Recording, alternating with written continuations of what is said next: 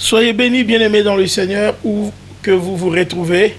15 minutes pour réfléchir. Grande est ma joie de recevoir sur ce plateau un bien-aimé connu du nom du pasteur Lava des États-Unis, Washington DC, à qui je dis bonjour. Bonjour l'homme de Dieu, mon apôtre Alain Bengu. Je suis très heureux d'être reçu chez vous. Ah, j'ai oublié de présenter aussi une chose.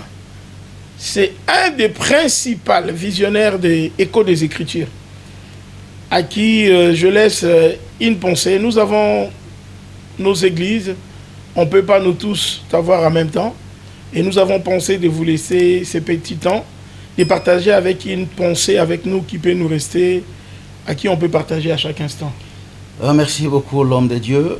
Là, je voudrais réfléchir avec un bien-aimé qui, en ce moment, est en train de se poser des questions. Je dirais même qu'il est à bord d'une crise théologique et se pose des questions. Et la question qu'il se pose, il dit, Dieu m'a parlé et je n'ai rien vu. Alors, il est presque perdu. Et ça, d'ailleurs, c'est ça le thème que je voudrais en réfléchir autour. Dieu m'a parlé et je n'ai rien vu. Pasteur, ça c'est trop fort. Dieu m'a parlé, je n'ai rien vu. Est-ce que ça existe? Oui, ça existe. D'ailleurs, c'est une réalité qui se passe dans la vie de beaucoup d'enfants de Dieu. Et si vous pouvez nous aider à lire le prophète Ésaïe, nous sommes au chapitre 55, et vous lisez le 10e et 11e verset. Ésaïe chapitre 55, versets 10 et 11.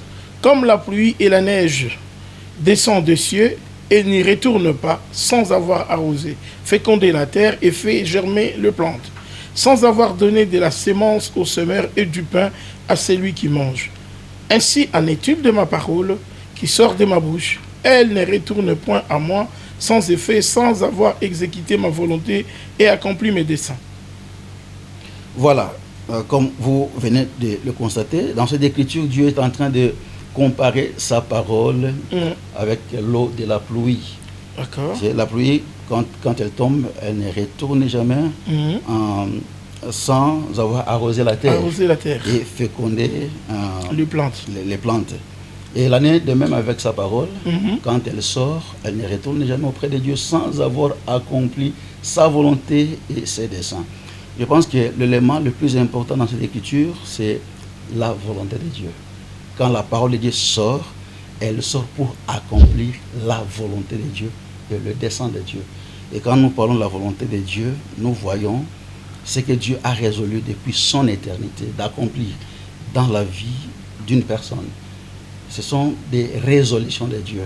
Et quand Dieu transmet ces résolutions, quand il communique sa volonté à l'homme, ce qu'il a résolu depuis son éternité d'accomplir, pour l'homme, ça devient une promesse. Ça devient une promesse. Et quand l'homme a reçu une promesse de la part de Dieu, il s'attend d'avoir cette promesse s'accomplir. Oui. Et quand cet homme me dit, Dieu m'a parlé, je n'ai rien vu, au fait, il fait allusion à la promesse dont il est détenteur de la part de Dieu. Dieu lui a parlé, il attend voir son accomplissement, mais jusque-là, il ne voit rien. Le temps passe, rien ne s'accomplit. Alors il se pose la question, c'est vraiment Dieu qui lui a parlé? Qu'est-ce qui se passe? Est-ce que Dieu est un menteur? Vous savez que beaucoup de gens, beaucoup d'enfants de Dieu, taxent Dieu de menteur. Ou même, ils remettent en cause ce qu'ils détiennent de Dieu. Et je vais, c'est Dieu qui m'avait parlé. Et c'est ce qui fait que beaucoup d'enfants de Dieu ont abandonné le Seigneur. Parce qu'ils ont beaucoup attendu, ils ne voient rien. D'autres personnes qui sont venues après eux, ils les voient prospérer, ils voient Dieu se manifester dans leur vie. Mais eux, avec tout le temps qu'ils ont fait avec Dieu, ils servent Dieu, ils craignent Dieu. Et ils sont détenteurs des promesses de Dieu. Mais ils ne les voient pas s'accomplir. Alors, pasteur, c'est là où il y a mon problème. Dieu m'a parlé, je n'ai rien vu. D'après ce que vous êtes en train de nous expliquer, que Dieu a parlé, c'était sa volonté. Et comment on peut se permettre de dire, j'ai rien vu? Aussi longtemps, il m'a parlé. Oui, c'est là qu'il y a le problème. quand l'homme pense que Dieu était menteur, ou encore, il se dit, ce n'est pas Dieu qui, peut-être, c'était l'homme, c'était mes pensées. Effectivement, c'est Dieu qui avait parlé. Mais qu'est-ce qui fait que, depuis que Dieu a parlé, rien n'arrive? Et même, je peux même ajouter, il y a des gens qui meurent sans avoir vu, sans avoir palpé du doigt ce que Dieu leur avait dit. Ils meurent, ils partent. Alors la question qu'on peut se poser, qu'est-ce qui fait que on est détenteur des promesses de Dieu, mais on passe des temps sans voir ces promesses accomplir? Ou encore on meurt sans palper du doigt l'accomplissement de ces promesses? Voilà ce que j'attendais. Voilà. On peut voir quelques cas, un ou deux cas dans la Bible, mais je préférerais prendre deux cas, un positif et l'autre négatif. Mais bien avant cela, je voudrais que vous nous lisiez une écriture. Là, nous sommes dans Jérémie, en chapitre, je crois que ça doit être Jérémie, laissez-moi trouver, ça doit être Jérémie 17, verset 4. Oui. Vous nous donnez la lecture de cette écriture. Et là, c'est une cause principale de ce qui fait que beaucoup de gens, bien qu'ils sont détenteurs des promesses de Dieu, ils partent sans avoir touché à l'accomplissement de ces promesses. Jérémie 17, 4. Tu perdras par ta faute l'héritage que je t'avais donné. Ouais, par ta faute, tu vas perdre l'héritage que je t'avais donné. C'est pas fini, hein? Ouais. Je t'asservirai à ton ennemi dans un pays que tu ne connais pas, car vous avez allumé le feu de ma colère et il brûlera toujours. Bon, je pense que la partie qui m'intéresse beaucoup plus, c'est la partie A, où il est dit, par ta faute, tu vas perdre ton héritage. Et si on doit rester dans le contexte de cette écriture, oui. Ça concernait Israël qui devait perdre l'héritage. L'héritage, c'était la terre que Dieu lui a donnée. Par ta faute, tu vas perdre ce que moi je t'avais donné. Et là, je peux même dire que quand Dieu vous parle et que vous êtes détenteur de la promesse de Dieu, la promesse est déjà un héritage qu'on a de la part de Dieu, la promesse. Parce que la promesse n'est pas rien. La promesse, c'est très important dans la vie d'un enfant de Dieu. D'ailleurs, ce sont les promesses qui nous tiennent. Moi, j'aime toujours dire, je suis heureux parce que Dieu m'a parlé. Ce qui fait ma joie, c'est parce que je suis détenteur de la promesse de Dieu. Parce que c'est Dieu là, quand il parle, il finit toujours par accomplir. Dieu est fidèle. Maintenant, si je ne parle pas, le problème, ce n'est pas Dieu. Le problème, c'est moi qui suis détenteur de la promesse de Dieu. Alors là, on nous dit, par ta faute, tu perdras l'héritage que je t'avais donné. Ce n'est pas par la faute de Dieu, c'est par ta faute. Alors, pasteur, là, ça me rend curieux de savoir quelle est cette faute qui fait que on puisse dire je n'ai rien vu. Voilà. Vous savez que Dieu, c'est un Dieu de détails. Notre Dieu, c'est un Dieu de précision. Je veux vous donner deux exemples, l'un positif et l'autre négatif. Le premier exemple, je commence avec Abraham, que nous connaissons tous être le père de la foi. Vous savez, Abraham, il est le père de la foi, mais il est arrivé à un moment de sa vie. Il a fait preuve de manque de foi, Abraham. Mais malgré cela, il a continué à croire à Dieu. Il s'est ressaisi. Oui. Une fois, Dieu va demander à Abraham de lui donner son fils. Là, nous sommes dans Genèse 22. Dieu demande à Abraham de lui donner son fils. Mais il ne s'arrête pas là, parce qu'Abraham n'avait pas qu'un seul fils. Abraham avait deux fils. Oui. Nous avons Ismaël et puis Isaac. Et si Dieu s'était arrêté à dire à Abraham, donne-moi ton fils, Abraham pouvait donner à Dieu Ismaël. Mais comme Dieu c'est un Dieu de précision, et c'est un Dieu de détail, il a été beaucoup plus précis. Donne-moi ton fils, ton unique. Ah oui. Or, l'unicité de ce fils-là, c'était par rapport à la promesse. Isaac était l'unique fils de la promesse. Oui. Celui que tu aimes. Et Dieu lui demande de lui offrir Isaac. Et Dieu ne s'est pas seulement arrêté à dire à Abraham de lui offrir son fils.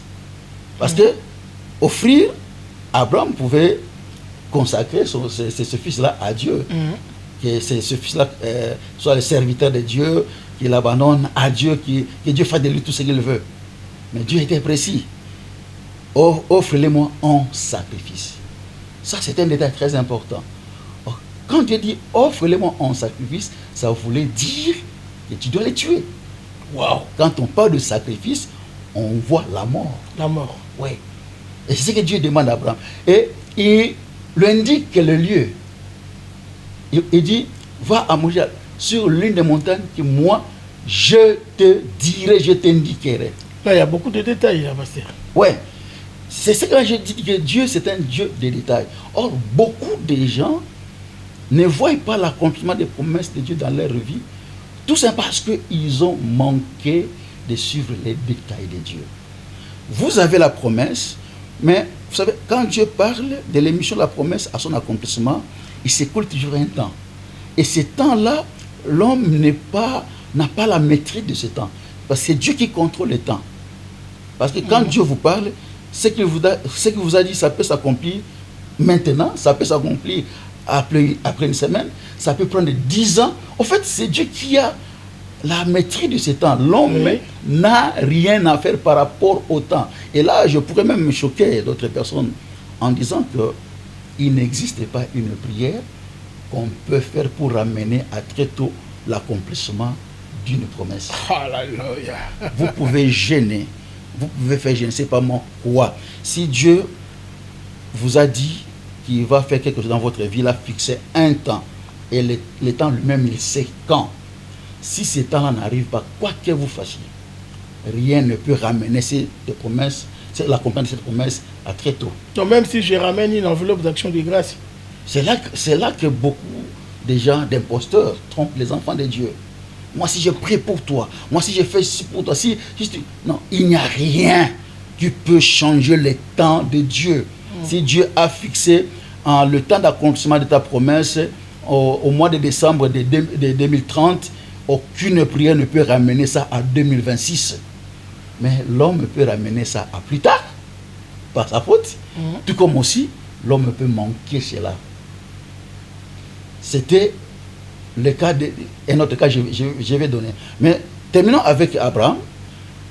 Si Abraham n'avait pas suivi les détails, supposons qu'Abraham est allé dans une montagne que Dieu n'a pas indiquée. Il n'allait pas retourner avec Isaac. Or, dans le détail de la montagne que Dieu a indiqué, Dieu avait prévu un animal. C'est ce qui a fait que Abraham, en suivant les détails de Dieu, il est allé sur la montagne que Dieu a indiquée. Quand il a voulu tuer l'enfant, Dieu lui a dit, ne tue pas l'enfant. Il lui a montré l'animal. Donc l'enfant pouvait mourir si c'était dans une autre montagne. Si c'était dans une autre montagne. Il n'y a pas l'animal prévu. Il n'y a pas l'animal. Ouais. C'est-à-dire, le détail de Dieu est très important. Vous pouvez être détenteur de promesses. Ça, ce n'est pas tout. Mais il faut toujours suivre Dieu dans ses détails. Je peux vous donner un autre exemple, maintenant, un exemple opposé. Je prends Moïse. Vous savez, Moïse n'était pas n'importe qui. Un homme à qui Dieu parlait comme ça. Il connaissait Dieu. Mais Moïse, Dieu lui dit, prends ta verge. Prends ton frère Aaron et vous allez vous présenter devant l'assemblée. Et toi, Moïse, tu parleras au rocher. Et le rocher va donner de l'eau. Et Moïse a pris sa verge, comme Dieu lui a dit. Il a pris son frère Aaron, comme Dieu lui a dit. Il s'est présenté devant l'assemblée, comme Dieu lui a dit. Mais Moïse va utiliser sa verge. Parce que cette verge, ce n'était pas n'importe quelle verge. Il avait déjà une expérience avec cette verge. Oui. Il va frapper le rocher. Il y avait les résultats. Le rocher a donné l'eau. Mais Dieu n'était pas content. À cause de cet acte-là, Moïse a raté un détail. Dieu lui a dit, tu n'entreras pas dans le Canaan. Moïse rate le Canaan tout simplement parce qu'il a manqué un détail. Je ne pense pas que Moïse, en sortant de l'Égypte, il se disait qu'il ne va pas entrer dans le Canaan. Il avait l'espoir d'entrer dans le Canaan. Il s'attendait à amener le peuple dans le Canaan. Mais Dieu lui a dit, tu n'entreras pas. C'était quoi la cause? À cause de ces détails-là qu'il a manqué. Bien que la promesse était là. Mais lui, il ne palpait pas du doigt l'accomplissement de cette promesse. Il a salué de loin. Moïse n'est pas entré dans le Canaan à cause de ces détails. Mais il était détenteur de promesses. C'est ce qui fait que beaucoup d'enfants de Dieu, ils partent sans avoir palper du doigt la promesse, ou encore, comme le cas de ce bien-aimé qui dit, Dieu m'a parlé, mais je n'ai rien vu. Waouh! Bien-aimé dans le Seigneur, 15 minutes déjà. Je bénis le Seigneur, mais je pense que ça passe tellement vite. Mais le pasteur s'est arrêté vraiment là où il fallait. Et du coup, je comprends clairement pourquoi par moment on dit Dieu m'a parlé et je rien vu. Bien qu'il ait l'air pasteur, je ne vous laisserai pas comme ça un petit mot de la fin. Parce que je pense que ceux qui nous regardent ont le temps de rentrer dans la profondeur. Mais je vous laisse quand même le mot de la fin. Bon, ce que je pourrais dire, bien-aimé, il est dit, Dieu parle tantôt d'une manière, tantôt d'une autre, mais l'homme n'y prend point garde. Dieu vous a parlé, vous vous attendez à quelque chose de la part de Dieu, mais il faut toujours être très attentif aux instructions de Dieu. Parce que Dieu, quand il donne ses instructions, il y a des détails. Et Dieu, c'est un Dieu de détails, il s'en tient aux détails, c'est un Dieu de précision. Voilà. Soyez bénis. À la prochaine. Et le pasteur, là, sera peut-être des nôtres, mais Dieu seul sait. Merci. Je vous remercie.